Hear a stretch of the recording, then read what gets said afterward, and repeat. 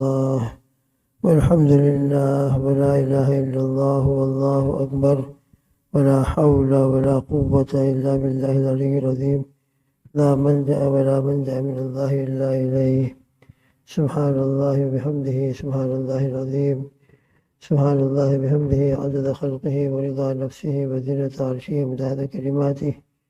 سبحان الله بحمده سبحان الله العظيم نستغفر الله العظيم ونتوب إليه أصبحنا وأصبح الملك لله رب العالمين اللهم إنا نسألك خير هذا اليوم فتحه ونصره ونوره وبركته وهداه لنا ولجميع أمة محمد صلى الله عليه وسلم ونعوذ بك من شر هذا اليوم وشر ما بعده لا إله إلا أنت سبحانك إني كنت من الظالمين بسم الله الذي لا يضر مع اسمه شيء في الأرض ولا في السماء وهو السميع العليم الحمد لله الذي عدد خلقه ورضا الحمد لله رب العالمين عدد خلقه ورضا نفسه وزنة عرشه ومداد كلماته الحمد لله الذي تواضع كل شيء لعظمته الحمد لله الذي ذل كل شيء لعزته الحمد لله الذي خضع كل شيء لملكه ونشهد أن لا إله إلا الله وحده لا شريك له إلها واحدا أحدا صمدا لم يتخذ صاحبة ولا ولدا ولم يكن له كفوا أحد ونشهد أن سيدنا وحبيبنا وسندنا ومولانا محمد عبده ورسوله صلوات الله وسلامه على سيد الأولين والآخرين خاتم الأنبياء والمرسلين قائد الغر المهجرين إلى جنات النعيم سيدنا محمد وعلى آله وأصحابه وأزواجه وأتباعه أجمعين وبارك وسلم تسليما كثيرا كثيرا يا رب صل وسلم دائما أبدا على حبيبك خير الخلق كلهم اللهم صل على محمد وعلى آل محمد كما صليت على إبراهيم وعلى آل إبراهيم إنك حميد مجيد اللهم بارك على محمد وعلى آل محمد كما باركت على إبراهيم وعلى آل إبراهيم إنك حميد مجيد جزا الله عنا سيدنا محمد صلى الله عليه وسلم ما هو أهله رب اشرح لي صدري ويسر لي أمري واحلل عقدة من لساني يفقهوا قولي أما بعد فأعوذ بالله من الشيطان الرجيم بسم الله الرحمن الرحيم لإيلاف قريش إيلافهم رحلة الشتاء والصيف ایلاف اس کے معنی ہوتا ہے مانوس ہونا، کسی چیز کا عادی ہونا، الفت کرنا۔ تو لإیلاف قریش، قریش کے مانوس ہونے کی وجہ سے، قریش کے عادی ہونے کی وجہ سے، قریش کے عادی ہونا، کس چیز کا عادی ہونا؟ اللہ اس کے بعد فرماتے ہیں اللہ پاک ایلافہم رحلۃ الشتاء والصیف، ان کا مانوس ہونا رحلۃ الشتاء سردی ونٹر کے سفر سے، والصیف اور گرمی کے سفر سے۔ ونٹر اور سفر، یہ دو سفر کیا کرتے تھے۔ ونٹر میں یمن جایا کرتے تھے، وہ گرم ملک ہے، وہاں گرمی ہوتی تھی،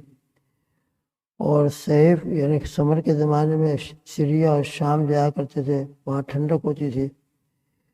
فَلْيَعْبُدُوا رَبَّ هَذَا الْبَيْتِ، اللہ نے جب تم کو یہ نعمتیں دی ہے، تم سفر کرتے ہو، امن کے ساتھ جاتے ہو، امن کے ساتھ آتے ہو، اور تمہارا یہ اعزاز استقبال ہر جگہ جو ہوتا ہے وہ صرف بیت اللہ شریف کی برکت سے ہوتا ہے۔ لہذا فَلْيَعْبُدُوا رَبَّ هَذَا الْبَيْتِ، بس اس بیت یعنی بیت اللہ کے رب کی عبادت کرو، معبودان باطلہ کو چھوڑو، اور بیت اللہ کا رب اللہ جل جلالہ و من والہ ان کی عبادت کرو۔ وہ کون ہے؟ الذی اطعمہم من جوع، رب وہ ہے کہ جنہوں نے ان کو کھانا دیا بھوک میں، بھوک کی حالت میں ان کو کھانا پہنچایا، کھانا دیا۔ وآمنہم من خوف، اور خوف سے ان کو امن دیا۔ بس قریش، اس سورت کا نام سورہ قریش ہے۔ قریش کے بارے میں کچھ باتیں مذاکرے میں آئی تھی۔ حضور پاک صلی اللہ تعالیٰ علیہ وسلم مکہ مکرمہ میں پیدا ہوئے ہیں، اور آپ کا فیملی تعلق، خاندانی نسبت قبیلہ قریش سے ہے۔ قریش تو بہت بڑا قبیلہ ہے، پھر اس میں چھوٹی چھوٹی شاخیں ہیں، چھوٹے چھوٹے قبیلے ہیں۔ تو ان میں بنو ہاشم جو مشہور قبیلہ تھا، اور قریش کے اندر بھی اللہ جل جلالہ و من والہ نے بنو ہاشم کو بہت بڑا مقام مکہ مکرمہ میں عطا فرمایا تھا۔ بنو عبد المطلب اسی میں سے ہے۔ بیت اللہ شریف کے ٹرسٹی اور اس کے نگران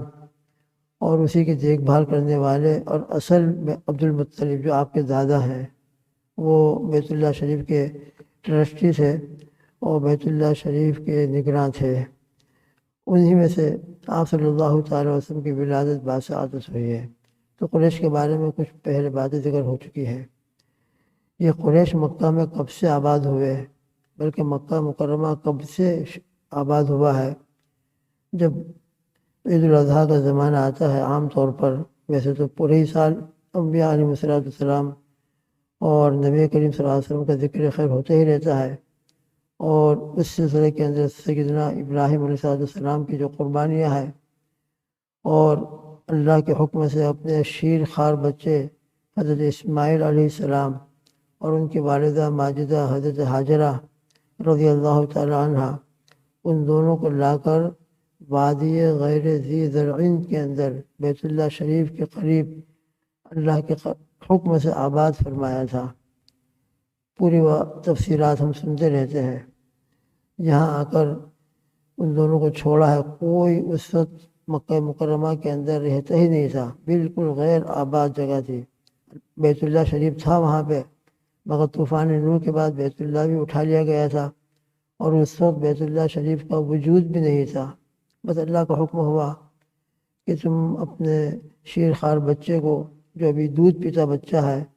اور ان کی والدہ جو آپ کی زوجہ محترمہ ہے، ان کو یہاں چھوڑ کر چلے جاؤ۔ اللہ کا حکم تھا۔ وہاں فلسطین سے تشریف لائے، پیلسٹائن سے ان دونوں کو لے کر، اور جبرائیل امین علیہ السلام پوری رہنمائی فرماتے رہے یہاں تک کہ جہاں آج بیت اللہ شریف آباد ہے، اور بیت اللہ شریف بالکل اس کے قریب لا کر ٹھہرایا۔ جبرائیل امین علیہ السلام جو حضرت ابراہیم علیہ السلام کی گائیڈنگ کر رہے تھے، اللہ کے حکم سے ہجرت فرمائی تھی، یہاں آ کر فرمایا کہ بس یہی ان کا مقام ہے، اور یہیں آپ کو آنے کا حکم دیا گیا ہے۔ چنانچہ حضرت ابراہیم علیہ السلام نے حضرت حاجرہ اور ان کے شیر خوار بچے کو وہاں چھوڑا ہے، اور اللہ کا حکم ہوا کہ بس ان کو چھوڑ کر جہاں سے آپ روانہ ہو جائیں۔ قرآن پاک میں بھی ایک قصہ ذکر کیا گیا ہے، پہلے پارے کے اندر، 13ویں پارے کے اندر، اور بخاری شریف کے اندر بھی بڑی تفصیل سے یہ پورا واقعہ ذکر کیا گیا ہے۔ جب وہاں سے جانے لگے، حضرت حاجرہ تعجب کر رہی ہیں کہ یہاں کوئی انسان نہیں ہے، زندگی گزارنے کے کوئی اسباب موجود نہیں ہے، نہ پانی نظر آ رہا ہے، نہ کھانے پینے کی کوئی چیز نظر آ رہی ہے، نہ کوئی انسان نظر آ رہا ہے، اور انہوں نے رخ پھیر کر جانا شروع کر دیا۔ پکارتے رہے مگر سیدنا ابراہیم علیہ السلام منہ پھیر کر جواب بھی نہیں دے رہا ہے۔ چلے گئے حتیٰ کہ نظروں سے اوجھل ہو گئے۔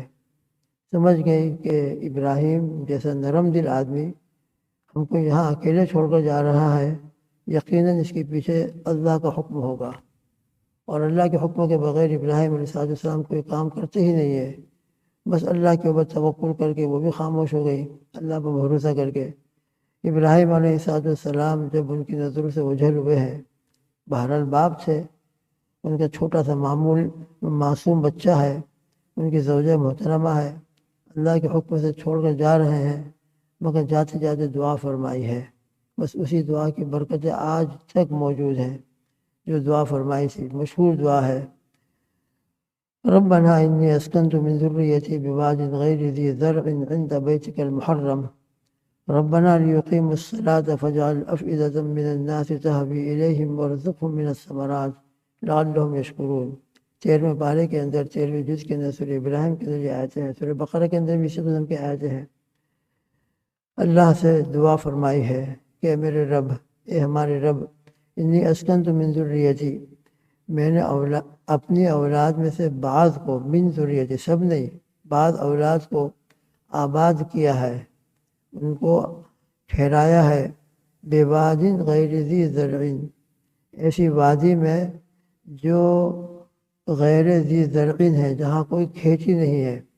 زندگی کا کوئی روزی حاصل ہونے کے اسباب موجود نہیں ہے، بالکل پہاڑوں سے گھرا ہوا یہ وادی اور یہ علاقہ ہے، چاروں طرف بڑے بڑے پہاڑ ہیں اور درمیان میں البتہ یہ وادی ہے۔ وادی کس کو کہتے ہیں؟ پہاڑوں کے درمیان کی جو نشیبی جگہ ہوتی ہے اور ذرا پلین جگہ ہوتی ہے اس کو وادی کہا جاتا ہے۔ یہ وادی تو ہے مگر یہاں کوئی کھیتی نہیں ہے، کوئی باغات نہیں ہے، کوئی پھل فروٹ کے گارڈن نہیں ہے، کوئی باڑی نہیں ہے، کچھ بھی نہیں ہے، لیکن آپ کا حکم ہے۔ بس آپ کے حکم سے میں نے یہاں ان کو آباد کیا ہے۔ مگر یہ کون سی جگہ ہے؟ عند بیتک المحرم، سیدنا ابراہیم علیہ السلام کو اللہ نے وحی کے ذریعے بتلایا ہوا کہ یہاں ہمارا بیت اللہ تھا۔ دنیا میں آدم علیہ السلام جب تشریف لائے تھے جد امجد، ان کے ساتھ ہم نے اپنا گھر بھی اتارا تھا، مگر آج اگرچہ موجود نہیں ہے لیکن یہی بیت اللہ ہے۔ تو فرمایا عند بیتک المحرم، آپ کے محترم گھر کے پاس، عزت والے حرمت والے گھر کے پاس میں نے ان کو آباد کیا ہے۔ اور آباد کرنے کا مقصد ربنا لیقیموا الصلاۃ، یہاں کوئی دنیا کمانے کے لیے ان کو بھیج نہیں رہا ہوں،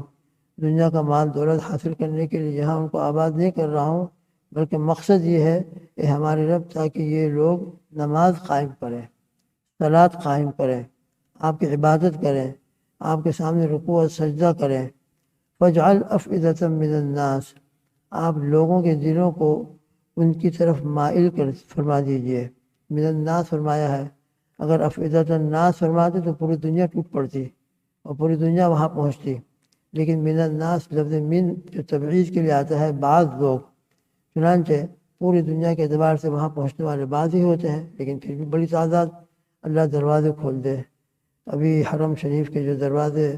امت کے لیے بند ہیں، دعا کرتے رہے خصوصی طور پر کہ رب ذوالجلال اب جلدی سے جلدی اپنے کرم کا، اپنے فضل کا اور اپنے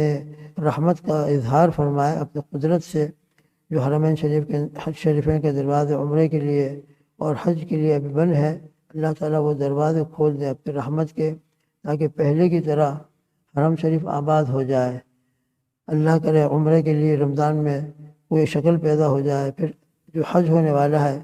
پہلے کی طرح اللہ پاک حج کی کوئی شکل پیدا فرما دے۔ ہم دعا ہی کر سکتے ہیں، اپنے گناہ پر استغفار کریں کہ ہمارے گناہوں کے نتیجے کے اندر یہ حالات ہے، اللہ ہمارے گناہوں کو معاف فرما دیجئے، امت کے گناہوں کو معاف فرما دیجئے، اور اپنے رحمت کے دروازے اور اپنے حرمین شریفین کی برکتیں اور رحمت کے دروازے امت کے لیے کھول دیجئے۔ تو بہرحال فرمایا دعا میں کہ اللہ بعض لوگوں کے دلوں کو مائل فرما دیجئے، تہوی الیہم، کہ وہ اس کی طرف لپک لپک کر آئے، ان کے دل مائل ہو جائے۔ چنانچہ آج دیکھیے امت ایمان والے جب وہاں پہنچتے ہیں تو بیت اللہ شریف کے اندر کیسی جاذبیت ہے اور میگنیٹ اور کیسی مقناطیسی کیفیت ہے کہ انسان جب بیت اللہ شریف کو دیکھتا ہے، وہاں پہنچتا ہے تو بس بیت اللہ کو دیکھتے ہی رہ جاتا ہے، نظر ہٹانے کا دل نہیں چاہتا، ایسا اس کے اندر جاذبیت کا مادہ اللہ نے رکھا ہے۔ تہوی الیہم، کہ لوگوں کے دل اس کی طرف مائل ہو جائے۔ رہا کھانے پینے کا انتظام، بظاہر تو کچھ نہیں ہے، لیکن آپ قادر مطلق ہیں، آپ کے لیے کسی چیز کا اور روزی کا پہنچا دینا کوئی مشکل نہیں ہے۔ مسبب الاسباب آپ ہیں، ہم سبب کے محتاج ہوتے ہیں دنیا والے ظاہری طور پر، لیکن آپ کسی کو کوئی روزی پہنچانا چاہیں تو ظاہر کے اعتبار سے کوئی سبب نہ ہو، لیکن آپ تو قادر مطلق ہیں۔ وارزقھم من الثمرات، اور ان کو پھلوں سے روزی عطا فرما، پھلوں کی روزی۔ چنانچہ آج بیت اللہ شریف مکہ مکرمہ میں اس وقت سے کر آج تک الحمدللہ دنیا بھر کے پھل وہاں آتے ہیں اور دنیا بھر کے فروٹ وہاں ملتے ہیں، حالانکہ اس وقت کچھ نہیں تھا، لیکن حضرت سیدنا ابراہیم علیہ السلام کی دعا ہوئی، اللہ نے قبول فرمائی، اور پھر اللہ نے اپنے قدرت کا اظہار فرمایا اور وہاں یہ پھلوں کا سلسلہ اور روزی کا سلسلہ شروع ہوا۔ بس یہ مکہ مکرمہ کی بالکل ابتدائی آبادی ہے، اللہ کے بھروسے چھوڑ کر آئے ہیں۔ پھر اس کے بعد کیا ہوا ہے، کیا حالات پیش آئے ہیں، بیانات وغیرہ کے اندر تفسیر کے سب اسباق ہم سنتے رہتے ہیں۔ یہ دونوں ماں بیٹے وہاں پر آباد ہیں، کھانے پینے کی جو چیز تھی معمولی کھجوریں دے کر آئے تھے، تھوڑا پانی دے کر آئے تھے، جتنا دے سکتے تھے وہ ختم ہو گیا۔ اب پانی کی تلاش، بچہ پانی کی وجہ سے بلک رہا ہے، حضرت حاجہ رضی اللہ تعالیٰ عنہ خود پریشان ہے، صفا مروہ جو بیت اللہ کے قریب ہے اس کے 7 چکر لگائے ہیں، اور انہیں 7 چکروں کی برکت سے جبرائیل امین تشریف لائے ہیں اللہ کے حکم سے، اور جبرائیل امین کے پر مارنے سے زمزم کا کنواں شروع ہوا ہے، اور اس طریقے سے وہاں پانی کا انتظام ہوا، اور پھر اس کے بعد اللہ سبحانہ وتعالیٰ نے جو برکت نازل فرمائی ہے، انشاءاللہ پھر آگے مذاکرہ ہوگا۔ یہ مکہ مکرمہ کے بالکل ابتدائی دور اور آباد ہونے کی بالکل ابتدائی حالت کا تذکرہ ہوا ہے۔ پھر آگے جو اس سورۃ مبارکہ میں 2 سفر کا تذکرہ آ رہا ہے، یہ 2 سفر کیوں کرتے تھے یہ حضرات، اس کا بھی انشاءاللہ مفسرین نے جو ذکر فرمایا ہے اس کے بعد میں ذکر ہوگا۔ اس کے اندر بڑے بڑے زبردست انعامات ذکر کیے ہیں اللہ نے، پھر انعامات کی برکت سے پھر شکر کا حکم دیا ہے، عبادت کا حکم دیا ہے، انشاءاللہ کیا کیا اسباق ہوں گے، اس سے ہم کو کیا سبق لینا ہے بعد میں ذکر کیا جائے گا۔ اللہ تعالی ہم کو قرآن سے ہدایت نصیب فرمائے، قرآن پاک کو ہمارے لیے ہدایت نامہ بنائے، اللہ کی معرفت کا ذریعہ بنائے، اللہ کی عبادت کا اور اللہ کے سامنے جھکنے کا ذریعہ بنائے، اور ہماری زندگی میں بھی یہ نمازیں اور اللہ کی طرف توجہ اور انابت اللہ اپنے فضل سے ہم کو عطا فرما دے، ہمارے بچوں کو، ہماری نسلوں کو اللہ قبول فرما لے، ہم کو بھی اپنی نسبت اور نسبت ولایت صدیقی عطا فرمائے، آپ کو بھی عطا فرمائے، اور آپ کے بچوں کو بھی، نسلوں کو بھی اللہ قبول فرما لے، اور قرآن سے صحیح تعلق ہم سب کو عطا فرما دے۔ اللہم آمین۔ سبحان اللہ بحمدہ، سبحانک اللہم وبحمدک، ونشہد ان لا الہ الا انت، نستغفرک ونتوب الیک، وصلی اللہ تعالی علی خیر خلقہ محمد وعلی آلہ واصحابہ وازواجہ واتباعہ اجمعین۔ سبحان ربک رب العزۃ عما یصفون، وسلام علی المرسلین، والحمد للہ رب العالمین، برحمتک یا ارحم الراحمین۔